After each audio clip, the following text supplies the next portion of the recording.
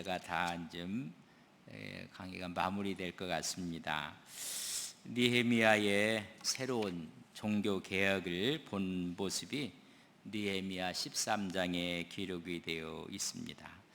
지난 수요일 날 잠시 바사 제국으로 되돌아갔던 느헤미야가 없는 그 사이에 채 1년이 되지 않았다고 이야기를 했어요. 그랬더니 사적으로 여호와의 전의 방을 사용하는 부류가 생겼고 그들과 손을 잡은 아주 못된 사람들이 생겼다. 그것도 지도자의 제사장의 가문과 그와 사돈 관계를 맺었던 모습을 말씀을 드렸습니다.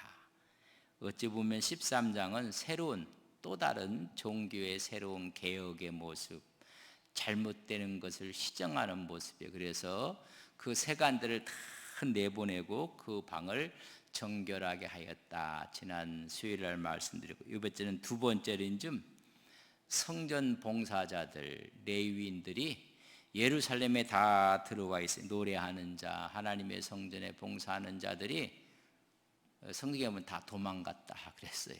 예루살렘을 다 떠나고 마는 모습을 보게 됩니다. 생업에 문제가 생기니까는 자기들이 생업을 찾아서 여러분 다 예루살렘을 떠난 모습을 오늘 10절에서 14절에 말씀해 주고 있습니다. 왜 떠나게 되었는가? 왜 성전 봉사를 계속할 수 없었는가? 문제는 여러분 생업 때문에, 먹고 사는 문제 때문에. 왜냐하면 11조를 바치고로 그들이 약속했던 것을 우리가 한번 보았습니다. 근데 11조를 바치지 않고 헌물을 바치지 않아요. 이런 문제가 생기게 돼서 레위인들이 성전에서 봉사하는 직무를 포기하고 생업에 종사하고 마는 모습을 보게 됩니다. 오늘 10절 말씀 보면 내가 또 알아본즉 내 사람들이 받을 목을 주지 아니하였으므로 그 직무를 행하는 내 사람들과 노래하는 자들이 각각 자기 밭으로 도망하였다고 기록을 해놓고 있습니다. 특별히 느헤미야하고 에스라가 새로운 종교개혁을 일으킬 때 첫 열매를 11주를 하나님께 드리겠다고 약속을 해요. 근데 느헤미야가 잠시 없는 사이에 여러분 지키지 않아요. 이런 느헤미야가 보고 있는 게 더 무섭습니까? 하나님이 보고 있는 게 더 무섭습니까? 어떻게 대답하실래요? 느헤미야 총독이 있을 때는 잘 했던 사람들이 안식일을 지키고 11조를 드리고 아주 열심을 했던 그들이 바사로 다시 돌아가 느헤미야가 없는 사이에는요 안 하는 거예요. 우리가 느헤미야가 있어도 없어도 신앙이 같아야 되는데 드리지 않아요. 우리가 12장 47절에 보면 11조와 첫 열배를 드리겠다고 굳은 약속을 해요. 그러나 지키지 않아요. 그런데 레위인들이 생업을 얻지를 못했기 때문에 종교적인 직무를 버리고 여러분 그 직에서 떠나고 마는 거예요. 영구가 있는 곳으로 다시 돌아가는 것입니다. 느헤미야가 돌아왔더니 현실이 이렇게 된 거예요.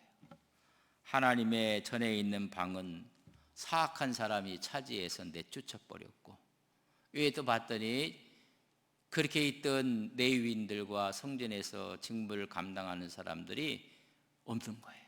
그 이유를 알았더니 먹고 살기가 답답한 거예요.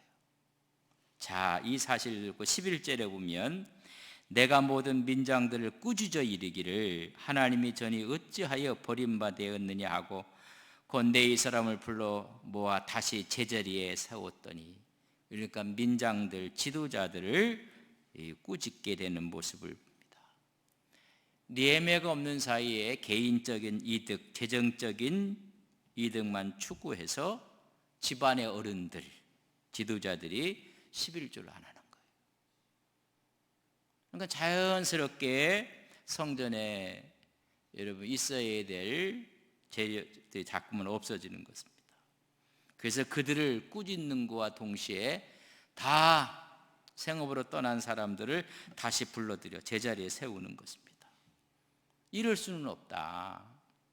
저들이 성벽을 다 수축하고 나서 그 기쁨과 함께 에스라가 하나님 말씀을 읽을 때 펑펑 울면서 회개하고 하나님의 말씀을 지키겠다고 굳은 약속을 했던 지도자들, 이스라엘 백성들이 여러분 하나님 말씀을 지키지 않는 것입니다. 그래서 그들을 책망하고 그들에게 따끔하게 충고를 할 때 그들이 이제 어떻게 했느냐면 12절 말씀을 보면 이에 온 유다가 곡식과 새 포도주와 기름의 11조를 가져다가 곡간에 드리거든. 지금 니에미가 와서 책망을 그때서야 지금 다 그래도 착한 사람이에요. 그래도 지도자가 와서 책망을 하니까 들어요. 요새는요 책망을 하면 안 들어요. 이런 자녀들에게 책망을 하고 훈계를 해서 자녀가 들으면 여러분 훌륭한 자녀를 둔 거예요. 여러분 말을 해도 요새는 안 들어요. 근데 이들은 그래도 아직 희망이 있는 거예요. 책망을 하니까 이것은 우리가 다시 언약했고 다시 약속했던 것을 지키지 않으면서 그들이 지금 다 하게 되는 모습을 보게 됩니다. 그래서 창고 맡은 사람을 두어서 이 일을 잘 분배할 수 있도록 수납하고 레위인들에게 잘 분배할 수 있는 실무를 하게 돼요. 이 창고를 다 지키는 사람들은 제사장들이었고 서기관들이었고 레위인들이 그랬지만은 거기 곳간에 들어왔던 모든 것들을 그런 분배하는 사람 뭐냐면 여러분 레위인들이 아니었습니다.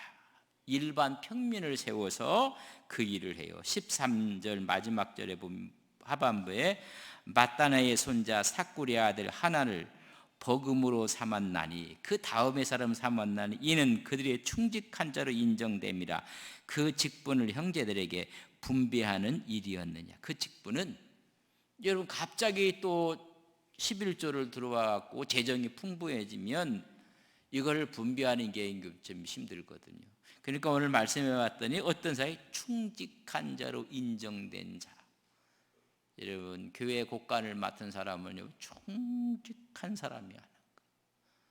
믿고 신뢰할 수 있는 사람. 그래서 그 일을 잘 분배를 하게 되는 모습을 보게 됩니다. 인선된 사람은 여러분 오히려 제사장, 서기관, 레위인이 아니었습니다. 일반 평민 가운데 여러분 일을 잘 그러니까 목사가 교회 재정에 너무 관심 쓸 필요도 없어요, 사실. 우리 교회한 재정을 맡는 장로님도 있고 안수사님도 있고 우리 관계된 부서기분들이 참 여기 있는 것처럼 충직되게 여기서 맡겨 주신 거예요. 그래서 그것도 우리가 이런 감사한 거예요. 교회 여러 가지 부서 가운데 일을 할 때 여러분 하나님께서 충직한 자를 여겨서 다 하나님께서 그 직무를 주신 것을 믿습니다. 우리는 그래 기도해 드려야 되고 함께 하고 그렇게 해야 돼요. 그들이 다 이렇게 오히려 충성하고 다시 언약하고 11조를 드렸던 것은 아마 말라기 선지자의 영향이 컸을 것이라 라고 이야기를 하고 있습니다. 그 말라기의 3장 10절에 보면 만군의 여호와가 이르노라 너희의 온전한 11조를 창고에 들여 나의 집에 양식이 있게 하고 그것으로 나를 시험하여 내가 하늘문을 열고 너희에게 복을 쌓을 것이 없도록 붙지 아니하나 보라. 같은 시대에 함께했던 말라기가 선지자가 하나님 말씀을 증거했던 이 말씀에 큰 도전과 영향을 받은 것 같아요.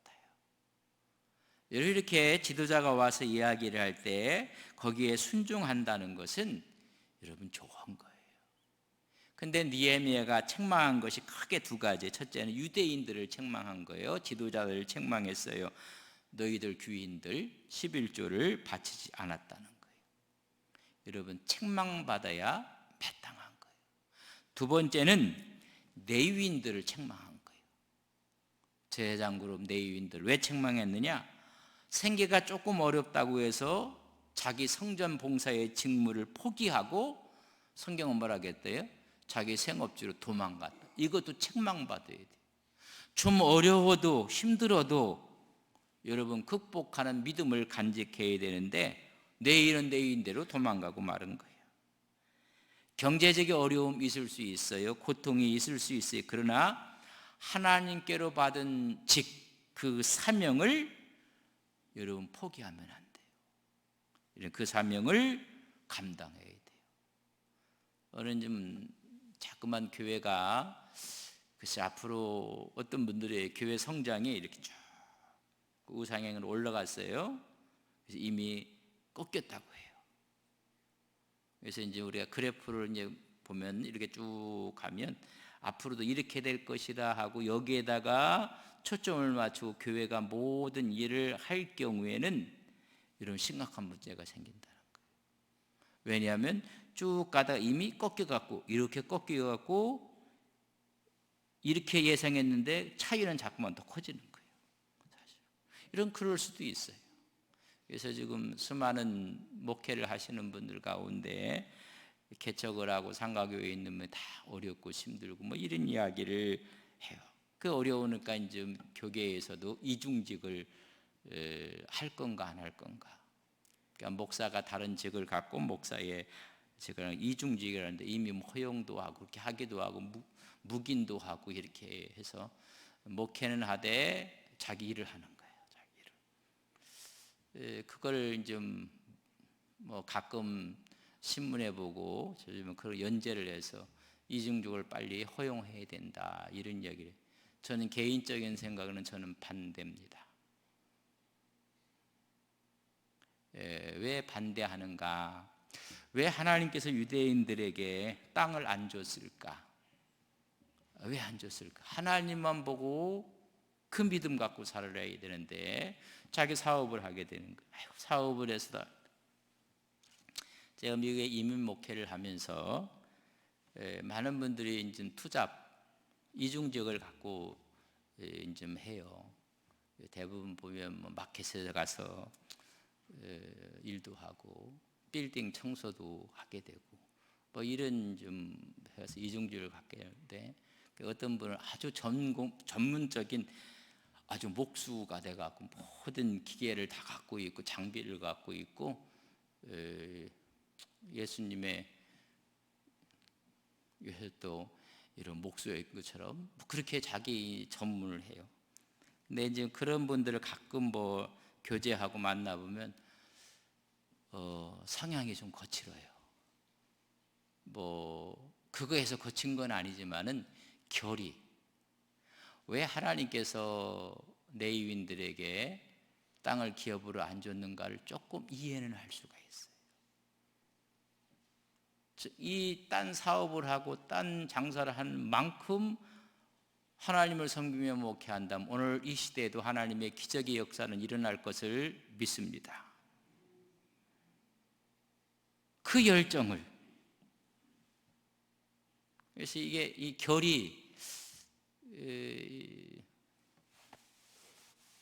저 이제 겨울 같은 뭐 양모, 이제 순모 이렇게 옷이 있잖아요.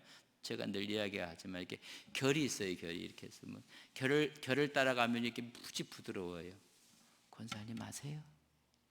아이고 좋은 옷이 있는가 보다 집에.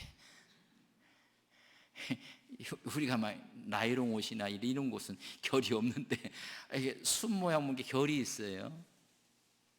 권사님의 이게 다 있어요. 다 이렇게 결이 있어요. 근데 거꾸로 하면 결이 어때요? 거칠어요. 거칠어. 하나님의 믿음의 사람들은 결이 좀 고워야 된다고 봐요. 너무 거칠어. 다 그린 건 아니에요. 그렇다면 뭐 목회만 하고 다른 투잡을 하는 사람은 다 그럼 뭐 이렇게 순하냐? 거친 사람도 있더라고요. 뭐 저도 마찬가지고 다 그래요. 근데 더 거칠어 보이는 것을 보았어요. 생활 전선에서 그렇게 하다 보니까는 우리 있으나 없으나 하나님의 의뢰로 하는 건데 왜 자꾸만 이제 거칠어지는 거예요. 그래서 저는 마음으로 하나님이 왜 땅을 기업으로 안 줬고 오직 하나님만 바라보고 살라고 했을까? 그걸 깨닫고 하면 결이 좋은 건데 그것도 못 깨닫고 목회하고 결이 좀 안 좋으면 이건 더 심각한 거예요. 사실 뭐 이중직을 하였다 해서 결이 거친다는 거 아니에요. 오해하시면 안 돼요. 그때 목회만 한다고 해서 결이 다 고운 건 아니에요. 가지고 뭐 그런 거잖아요. 근데 하나님을 그렇게 의지하고 하나님만 바라보고 가면 이러면 결이 여러분께 되는데, 오늘 저는 우리 크리스찬들이 다 영적인 제사장들인데 예수를 믿으면서 결이 좀 고왔으면 좋겠어요. 결들이 좀, 그래서 우리는 늘 하나님 앞에서 우리가 훈련을 하고 연단을 하고 그럼에 또 거칠고, 다 그럼 뭐 다 양 같은 거 아니에요. 양 같다가도 염소 같은 성향들이 자꾸만 나타나고 그러면서 우리는 이런 성화되어 가는 거예요. 거룩한 주님의 모습을 우리가 닮아가는 거지. 언제까지요? 어떻게 보면 죽을 때까지. 그래, 죽을 때까지. 하여튼 오늘 말씀해 보면 생계가 어렵다고 해서 현장으로 간 거에 대해서 내위인을 책망하는 거예요. 그렇게 쉽게 포기하고 그러면 되느냐? 아무리 경제적으로 어렵고 고통이 와도 하나님께 받은 그 사명, 그 직분을 포기하면 안 된다는 거예요. 그 일을. 그래서 이런 이야기를 하니까는 교인들과 그 당시 지도자들이 다 유대에 11조를 다 하게 돼요. 새로운 또 이제 이렇게 여러분 신앙의 회복을 하고 복권을 하는 거예요. 그 비운 살에 또 하나 문제가 생긴 게 뭐냐면 여러분 안식일에 대한 문제. 이 안식일을 이제 안 지키는 거예요. 안식일. 이 레위인들이 그 직무를 떠나니 그렇지 않은 사람들이 안식일을 안 지키는 건 이건 뭐 쉬운 거 아니겠어요? 안식일. 그러니까 주일의 개념을 잃어버리는 거예요. 사실 출애굽기 31장 15절에 보면 엿새 동안은 일할 것이나 일곱째 날은 큰 안식일이니 여호와께 거룩한 것이라. 안식일에 일하는 자는 누구든지 반드시, 읽기가 좀 곤란해요. 뭐라고요? 이 정도로 안식일에 대한 개념이 강했어요. 그래서 사실 유대인들이 안식일을 지킨 것이 아니라 안식일이 유대인을 지킨 것이다. 우리 크리스찬이 주일을 지키는 것이 아니라 주일이 여러분 크리스찬을 지켜내는 거예요. 이건 상당히 이건 중요한 문제예요. 그래서 그들이 주일을 아주 우습게 생각했어요. 아무 거리낌 없이 노동하고 상거리를 하고 하나님의 율법에 대한 것을 약화시키고, 그러니까 하나님의 성전의 방을 이방 사람에게 내주기도 하고 정실관계로 11조는 하지 않고, 그리고 레위인들은 자기의 직을 다 떠나버리고, 그러니까 유대인만 책망한 게 아니라 레위인까지 책망을 받는 거예요. 우리가 믿음, 그 다음에 또 하나는 안식일을 이렇게 하는 거예요. 그래서 13절에 보면 13장 15절에 보면 그때에 내가 본즉 유다에서 어떤 사람이 안식일에 술틀을 밟고 곡식단을 나귀에 실어 운반하며 포도주와 포도와 무화과와 여러 가지 짐을 지고 안식일에 예루살렘에 들어와서 음식물을 팔기로 그날에 내가 경계하였더라.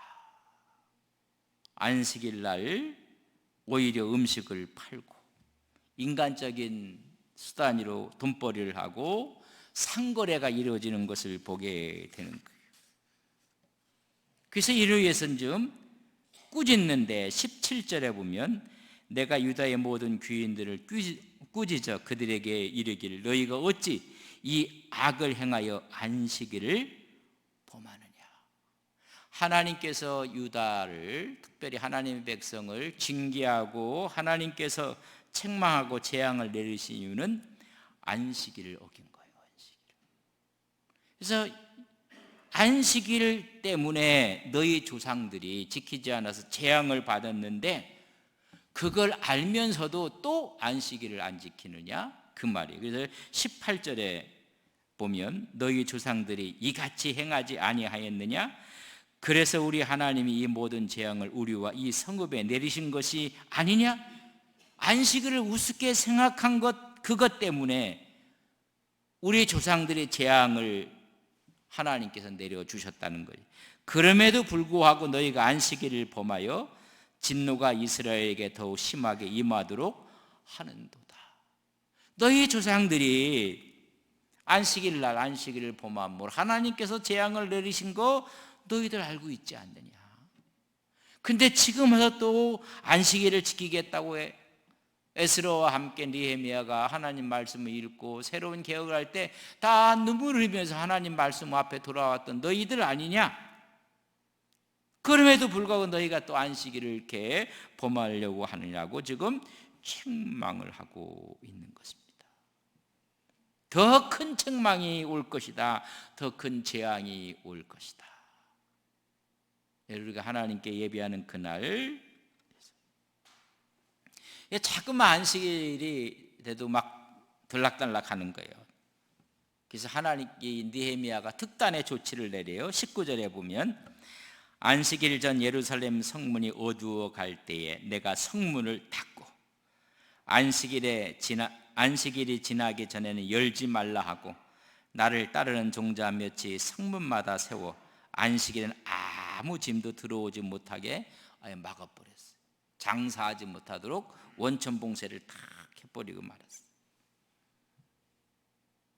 이렇게 공포했음에도 불구하고 안 믿어.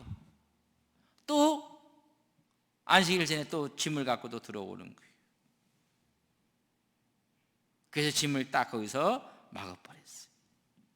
그 막으니까는 이게 열어줄 것이다 생각해갖고 그 성 바깥에서 여러분 진을 치는 거예요.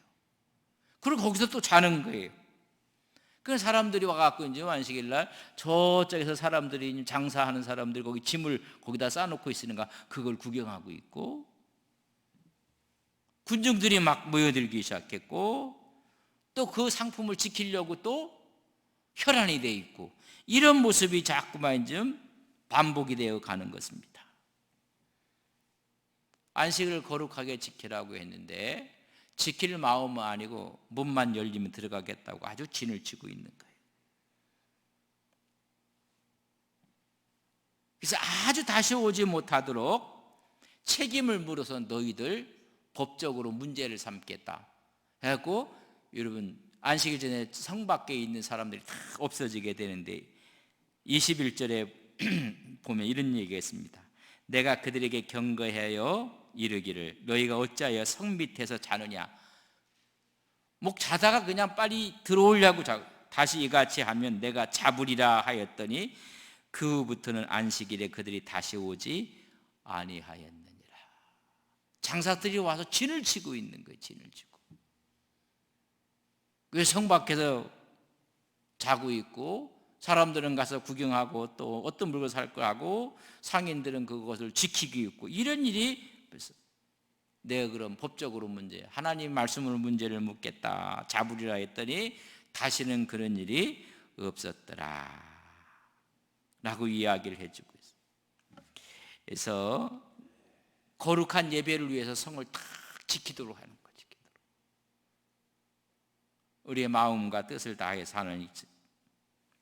그래서 22절에 보면 내가 또 내 사람들에게 몸을 정결하게 하고 와서 성문을 지켜서 안식일을 거룩하게 하라 하였느니라. 그 성문을 지키는 것도 여러분 종교적 직무로 여러분 승화시킨 거예요. 하나님의 예배를 위해서 성문을 지키는 사람은 거룩한 일인 거예요. 우리가 주의를 지킨다는 의미가 무엇인지 그들이 성벽이 새롭게 증축이 됐고 하나님 말씀에 대한 에스라의 종교개혁이 일어났고 그들은 다짐하고 헌신하고 울면서 그랬음에도 불구하고 또 흐트러져 있는 모습을 보게 우리 신앙이라는 것이 이제는 됐다 싶으면 또 넘어지고 하는 모습. 그래서 어떤 분들은 느헤미야 13장이 느헤미야의 종교개혁이다 라고 할 정도로 새롭게 회복하고 복원하고 있는 모습을 보게 됩니다. 제사장들, 우리는 어떻게 보면 영적인 제사장들이에요. 이런 직무가 있어요. 하나님 전을 거룩하게 하고 예배하는 일이에요. 이들에게 지금 두 가지 문제가 크게 지금 대두돼서 오늘 말씀은 11조 헌금하고 주일 안식일에 대한 문제예요. 온전히 하나님께 드리는 날에 인간적인 상거래를 하는 거예요. 이득을 위해서. 여러분, 주일은 우리가 서로가 예배하고 교제하고 섬기는 것이 이권이 된 것이 아니에요. 여러분, 주일날 우리가 식사를 하는 것을 여러분 이권이라고 생각, 하나의 식탁 공동체, 여러분 섬김과 교제의 식탁이. 우리 이런 부분을 우리가 했는데, 근데 그걸 갖고 여러분 장사가 되고 이권이 되면 하나님 기뻐하지 않아요. 우리가 함께 섬김의 식탁 공동체를 나누는 것이고 교제하는 것이고 예배하는 거예요. 오늘 두 가지에 대한 이야기, 헌금과 안식일에 대한 이야기. 여러분, 우리가 세례를 받을 때 교인의 의무를 세 가지를 이렇게 이야기를 해요. 이런 교인의 의무가 세 가지가, 세례 받은 지가 하도 오래되셨어요. 여러분 아시는지 모르겠다. 우리가 대한민국 국민이면 국민을 가지의 의무가 있어. 남자들은 국방의 의무도 해야 되고, 온 백성들은 납세의 의무도 가야지. 또 교육의 의무도 있고, 뭐 다 의무가 있어. 우리 교회 보면 뭐 집사님도 있고, 우리 안수 집사님, 또 우리 권사님, 장로님 다 뭐 직분이 있는데, 여러분 가장 처음에 여러분 교인의 의무가 뭘까? 우린 교인의 의무만 해도요, 신앙생활하는 데는 너무 행복할 거예요. 그리고 너무 교인의 의무가 첫째가 예배거든요. 공예배에 참여해요. 공예배. 어찌 보면 이 수요 예배도 공예배거든요. 여러분 참여해야 돼요. 주일 예배에 참여해야 돼요. 공예배, 뭐 여러 가지 뭐 여건이 있어서 그럴 수가 있다고 생각하지만은, 이 시간은 여러분 예배하는 특별한, 뭐 주일은 이루 말할 수도 없고요. 그리고 헌금 11조에 대한 얘기. 근데 중직이 되려고 하면서도 11조를 안 하는 분이 중직이 되려, 그 생각 자체가 저는 잘못됐다고 봐요. 뭐 꼭 뭐 우리가 뭐 직분을 가져야 되나 하나님 앞에. 그러나 교회가 갖고 있는 하나의 제도거든요. 우리가 납세의 의무를 하지 않으면서 나라에 큰일을 하겠다고 하는 사람을 우리가 여러분 이해할 수 있겠어요? 뭐 그냥 안 하고 했으면 누가 뭐 말할 사람 하나도 없어요. 말할 사람 하나도 없다. 뭐 그러나 우리가 그리고 세 번째는 치례에 대해서 복종하고 순종할 의무가 있어요. 하나님 말씀에 근거해서 그 말씀 앞에 우리가 순종하고 따라야 돼요. 이게 교인이 갖고 있는 세 가지 의무예요. 그런데 우리 중직들이 의무를 안 한다. 그럼 뭐가 지금 이게 느헤미야가 오해되는 거예요. 그러면 되겠느냐? 그 이제 목사가 얘기하면 상처받는데, 느헤미야가 와서 어떻게 왜 다 도망갔느냐? 왜 이렇게 됐느냐? 느헤미야가 이야기하면 누가 뭐를 말 못해요. 근데 이걸 이제 뭐 장로님이 이야기한다든지 교회 목사가 얘기하면 이게 이제 문제가 생겨요. 우리 이해할 수 있는 것은 하나님 앞에 우리가 의무를 제대로, 아주 정확한 것을 지금 느헤미야가 바사 제국에 갔다가 들어와 보니까 이게 다 무너진 거예요. 다 무너져. 이것이 우리의 신앙을 지키는 거예요. 내가 교인의 의무를 지키는 게 아니라 그 의무가 우리의 신앙을 지켜나간다는 것을 여러분 아셔야 돼요. 내가 지켰다고요? 아니에요. 주일이 우리의 신앙을 지켜나가는 거예요. 내가 지키는 게 아니라 영원히 하나님의 은혜 가운데 우리의 삶의 부분도요, 하나님의 첫 것에 대한 의미가 우리 신앙을 지켜나가는 거예요. 좀 앞으로 이런 이야기도 좀 글쎄 언제까지 해야 될지 이런 이야기를 해요. 뭐 이혼이 죄다. 요새는 하도 뭐 이혼도 말 그렇게 얘기할 수.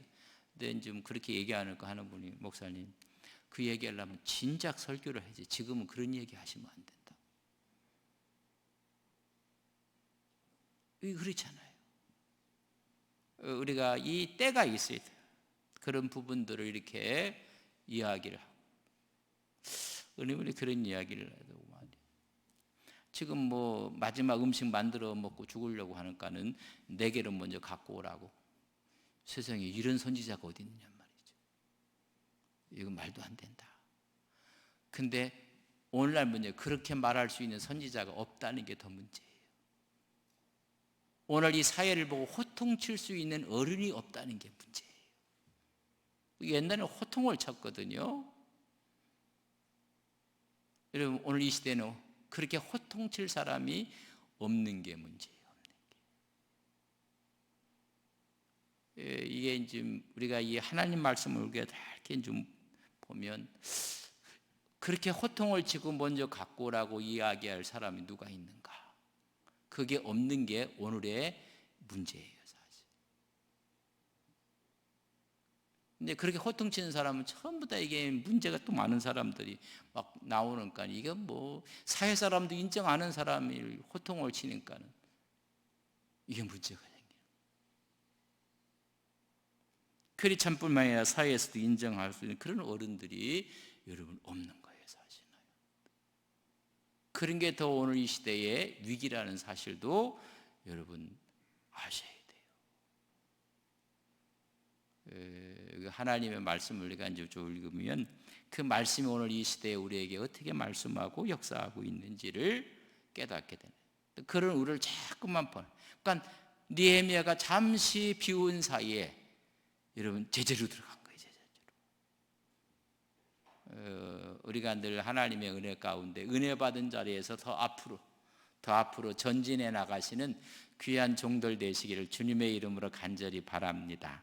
좋으신 아버지 하나님, 늘 은혜를 받지만은 또 제자리에 있는 우리의 어리석은 모습을 발견하게 됩니다.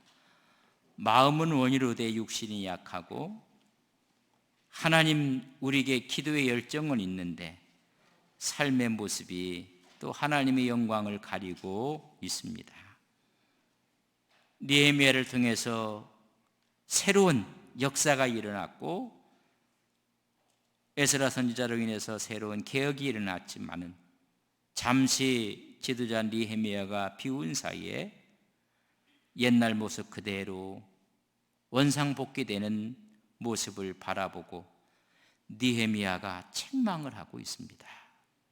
하나님, 늘 우리가 하나님 앞에 새롭게 은혜를 나누고 있지만은 하나님 나도 모르는 사이에 은혜의 자리를 떠나 옛 습성으로 돌아갈 우리의 모습 앞에 주님의 책망은 없을까 스스로 생각해 봅니다. 느헤미야는 다시 그들을 책망하고 신앙의 자리로 회복시키는 모습을 볼 수가 있습니다. 늘 말씀 앞에 있게 해주시고 그 은혜가 이제는 앞으로 전진하고 앞으로 전진해 나가 하나님의 형상을 이루는 데까지 하나님께서 우리 신앙을 이끌어 주시고 성숙하며 하나님의 모습이 일어날 때까지 우리로 인해서 훈련받게 하여 주시옵소서. 책망받는 것이 아니라 칭찬받는 믿음의 종들이 되게 하옵소서. 예수님의 이름으로 기도 올리옵나이다. 아멘.